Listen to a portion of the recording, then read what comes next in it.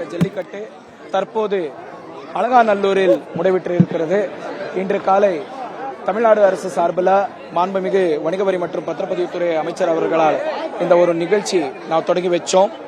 சிறப்பு வருகை தமிழ்நாடு முதலமைச்சர் அவர்கள் இங்கே வந்து இந்த மேடை மேலே 2 அறிவிப்புகள் சிறப்பான முறையில் அறிவிச்சிருக்காங்க.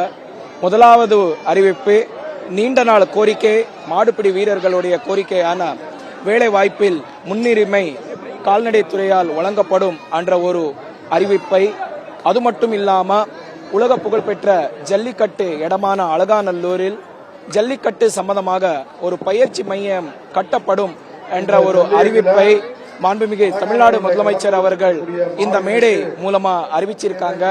மாடுபிடி வீரர்கள் சார்பாகவும், ஜல்லிக்கட்டு உலகம் முழுசா பார்க்கக்கூடிய ரசிகர்கள் சார்பாகவும், மதுரை மாவட்ட மக்கள் சார்பாகவும் நஞ்சார்ந்த நன்றிகளை இந்த நேரத்தில் நான் அவர்களுக்கு தெரிவிக்க விரும்புகிறேன்.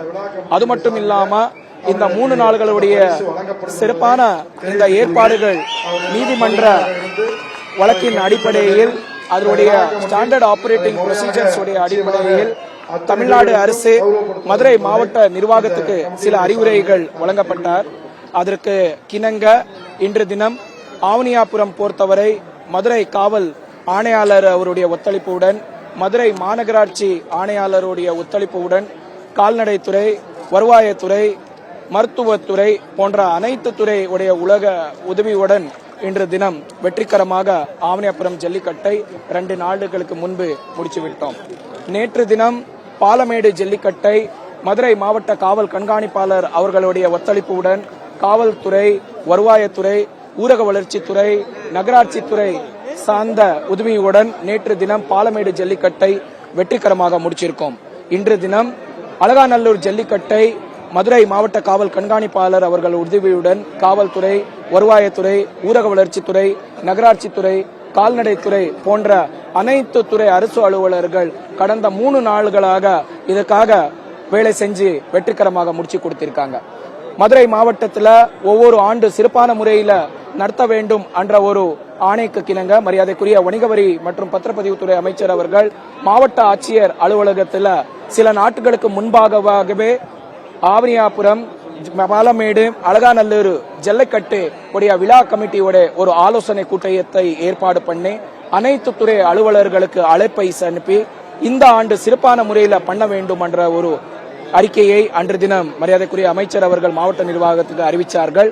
அதே போன்ற இந்த ஆண்டு இந்த 3 இடத்திலுமே 10க்கு 10 அடியில LED ஸ்கிரீன்களை ஒரு டிரான்ஸ்பரண்டான முறையில் சிறந்த மாடுபிடி வீரர்களுடைய பேரு, மாடுபிடிகளுடைய எண்ணிக்கை, அது மட்டும் இல்லாம சிறந்த காளையுடைய நேரத்தை, விளையாட்டின நேரத்தை உடனடியாக அந்த சுற்றுக்கு முடிச்ச உடனே அறிவிக்க வேண்டும் என்ற ஒரு அறிவுரையை மரியாதைக்குரிய அமைச்சர் அவர்கள் வழங்கினாங்க.